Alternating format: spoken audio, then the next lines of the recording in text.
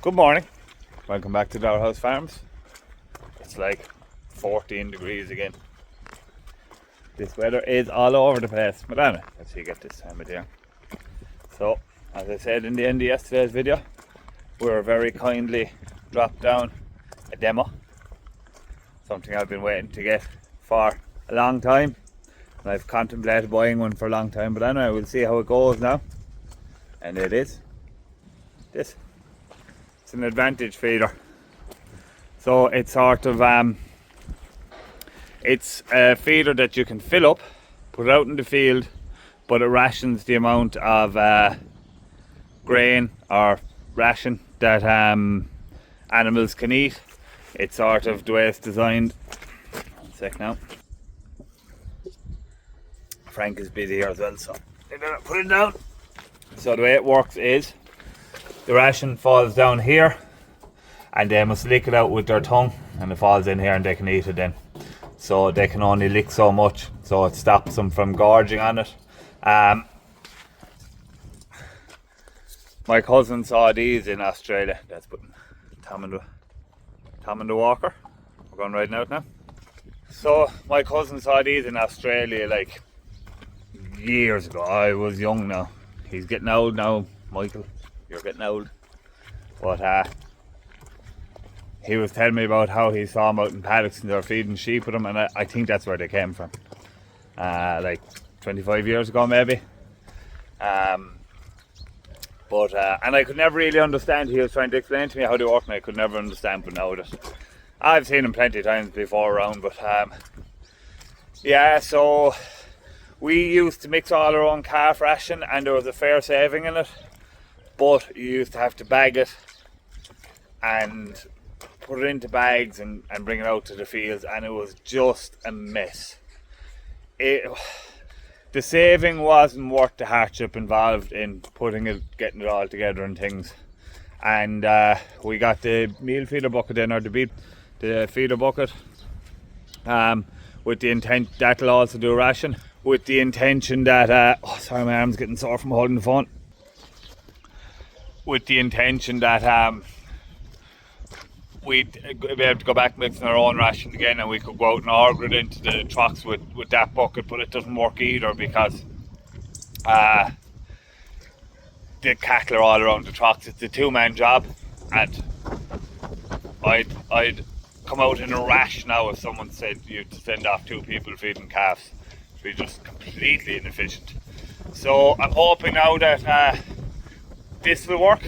We'll be able to put in whatever, a ton at a time.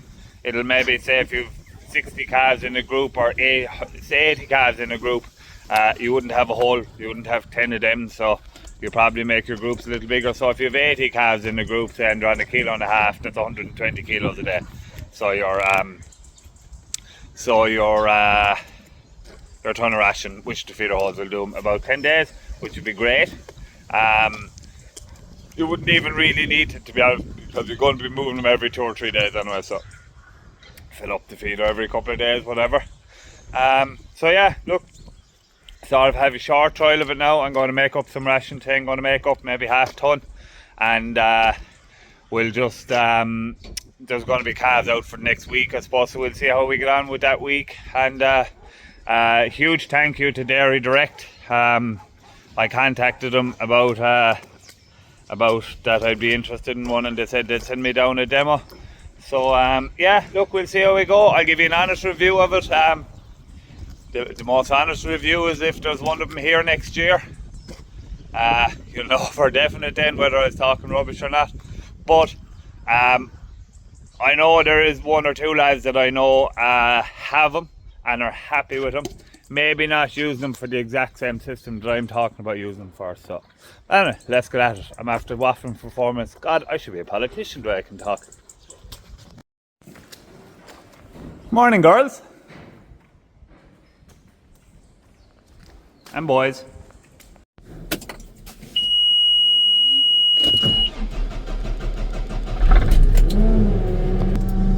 Slowest load all in the world to start. Or maybe they're all that way, I don't know. There's a bit of a panic on now today because it was right out must do all the feeding for tomorrow, for 2 days, and I must, what else must I do? I must do some mucking out, and I want to be finishing time to watch Ireland beat Australia in the rugby. So any Australians watching, comment below how disappointed you are to get beaten today.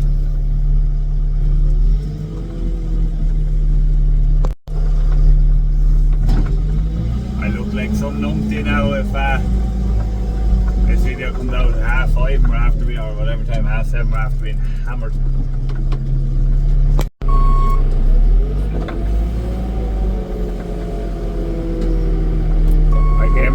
I gave him enough yesterday that I would sort of do them until lunchtime or after today, because the feeder isn't big enough to do a mix for 2 days, but it is big enough to do a mix for a day and a half. So I fed him for a day and a half yesterday, and I'll feed him for a day and a half today, and I won't have to feed him tomorrow. I must try and take a load of dung out of this pen of cattle there now, because it's getting very deep at the front. That's the one thing with the bean straw. It's good, and the beds are very dry with it, but it sort of goes deep. Well, it goes deep quick. It doesn't with ordinary straw. So behind the feed barriers, then it's deep and it's hard work for them. And if it is, they're not going to be as inclined to come up to eat. So let's get a pen out or a load out of that now today, which is another job to be done. Anyway, what about ground it? Look at my lovely feeder. Woohoo! Very nice. So, Dad and Pat have a few horses on the walker. I think I'll hide out over this side of the yard now, so they have a few stables. So I'm going to go over and ride out then. So, there's a rare occurrence now you'll see me with a pike in my hand. I will if I have to, but sure, Dad does the horses the majority of the time. I just fall in with him if he's busy or whatever. Right, we're going to get a mix of calf ration for a calf ration done there now. Very simple. We have on the left is the end of our barley, on the right is a mixture of maize, meal and barley that I bought. I'm just going to put in 800 kilos of maize, meal and barley, and 200 kilos of soya. It'll work out about a 16% ration, which is loads high enough for cattle and grass. And I'll put in a bag of Optigest, which is a really high buffering capacity mineral. So just in case there is any fear of acidosis when we don't really know this feeder well, should work okay. So this is one of the problems when you're only mixing 3/4 of a ton. It sits on top of the auger, so I'll turn off the tractor there now and I'll go in and I'll just knock that down. It'll mix away better. We'll get this feeder filled up, so I'm looking forward now to seeing how it'll work. This is going to be a bit of a dose now, taking out the mix and putting it into the feeder, because I'm not really sort of set up for it. I have nowhere to tip it out, but if we were doing a lot of it, I'd be more better set up. But anyway, we'll work with it there now for disco. So as I said, look, if I was doing a couple of mixes, I'd have somewhere set up to throughout this, but now I'd be set up and all. This isn't the ideal scenario because you can spill half it as quick as you can do anything else. And there's much saving in doing your own mixing if you're spilling half it. Like so. Man, Pat.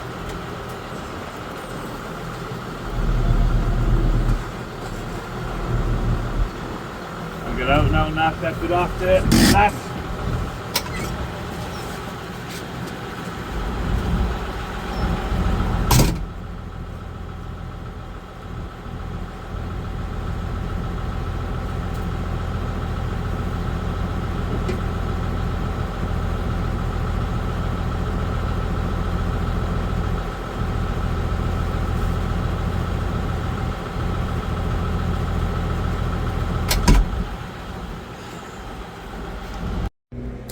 So that's 3/4 of a ton. So yeah, it would, I'd say, comfortably hold a ton. I suppose the smallest part of the hopper is filled there now, so yeah. We'll bring it up to the field and see how we go with it. So you can see there now, the ration is in a small little gap. I'll probably open that up slightly now just for today, so they'll get used to picking at it. It's like they knew I was coming. How'll I get in here now?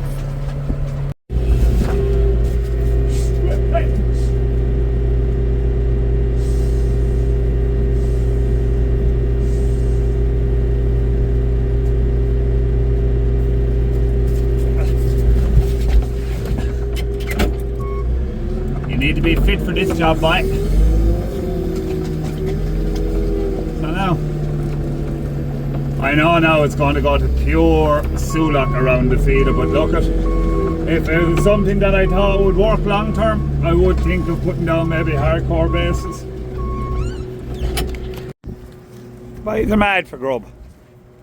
So there's two adjustments on the feeder. These 4 wheels set the height of this fella, and then this one here sets the height of this one goes up and down, so it sets how much of a gap is between this one and that one. So I'm going to lift up this a tiny bit now just to leave it come out a little bit more, so they'll get used to it. Now we'll leave them to play away with that there for a while, see how they get on. I threw a small bit of ration into the truck just to get them used to putting their head in there, and hopefully they'll eat away with it now without gorging themselves. I opened up these handles here from, it was recommended for a kilo at about 4, but I've opened up to 6 there now, just to leave it come out a bit easier so they'll get used to eating out of it. We'll fly back to the yard there now. I said Dad is waiting for me to ride out. Always a panic, isn't there? You finished, Tom? Tom is after a nice roll, nice scratch. Oh, he's gone for another one. Don't roll up against the ditch now, you clown.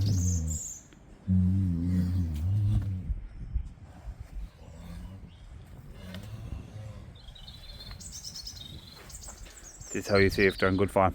Good. Leg him to give.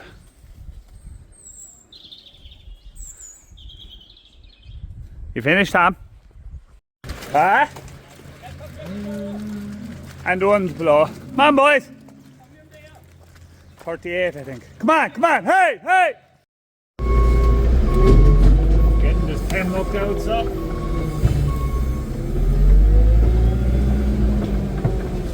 Oh, watch the gate.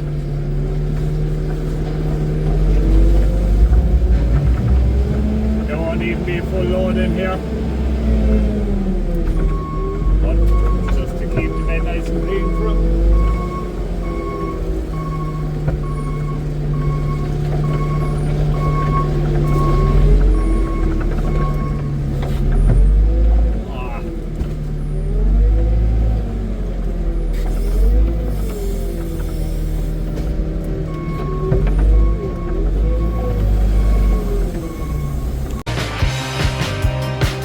I seen you walk down Shandon Hill. Saw you lace your boots up on Murphy's windowsill. You've the look and the cut and the gauge of a good thing. I won't pass more judgment until I hear you sing. This is Cork.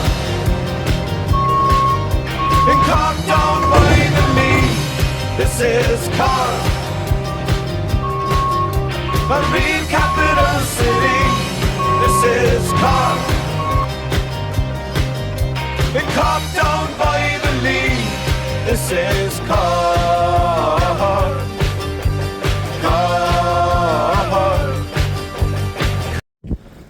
So I'm just up here at the feeder, and I'm after changing it. I'm after changing these down to 4. Sorry. You go do it. Do this, do this. So I'm after changing these to 4, just to make this gap here a bit bigger. And I'm after opening up the chute on the inside to leave it out fully. Because I think they were getting nothing out of it. Look, obviously the first day they do need to get used to eating out of it, so are they doing much more here now? Lads, why aren't you eating out of my new feeder? You silly gooses.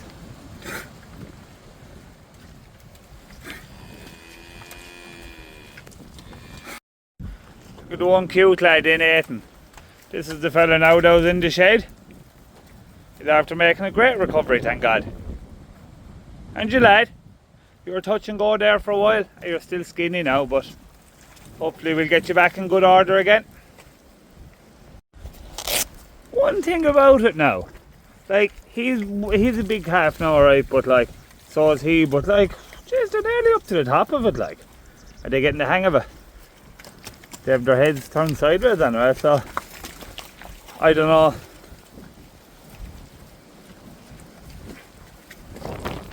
Will they? See, they must lick it out between the gap. They're not at the moment anyway, but I'll have a look at it again tomorrow. So, yeah, no, it's great to get a demo of these things, so thank you very much again to Dairy Direct. This is the spanner going with it. I better put it back or I'll lose it. Why now, lad? There must be still silage cutting his cork. So, I'm up here in the outside yard now feeding the weanlings. This mix now will keep them going until Monday. So, we'll get this mix going. Check now. There we go. 530 kilo. I stalled the tractor. That's what happens when you've a big mix up in and it settles going down the road. Right, take two. Now we're in business.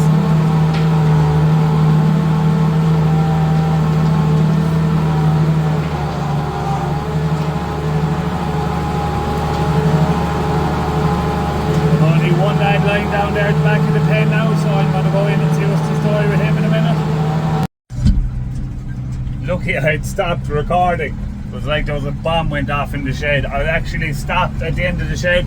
I had that side out, and next thing there was a bang, like a really loud explosion. I said, oh, balls. And there was sort of a spray. I said, oh no. I said, is it after blowing the bottom off the gearbox or what? But it wasn't. There was a tyre after bursting. So I just rang my tyre man, didn't know Matty, and he's going to come over and fix it there either this evening or Monday morning. There's no panic on it. It's the outside, there's twin tyres on it, and so I'll be able to go back to the yard and do the few mixes around the yard. Diet feeders really aren't meant for the road.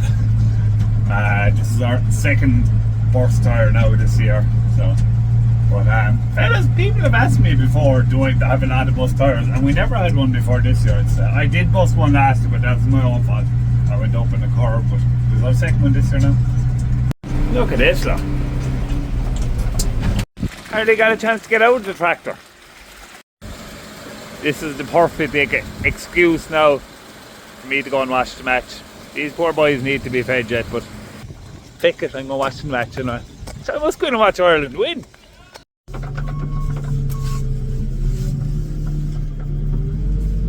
Yeah. Right, I'm back out. I only lasted the first half. Bit of a sunshine supporter. I'm hoping when I win that Ireland will be after turning it around, shall we say. Next problem now. There's a terminal gone on one of the batteries on the truck. Down there. So I had to get a new battery, so I'm just changing it there now. Right, let's try and get this yoke off.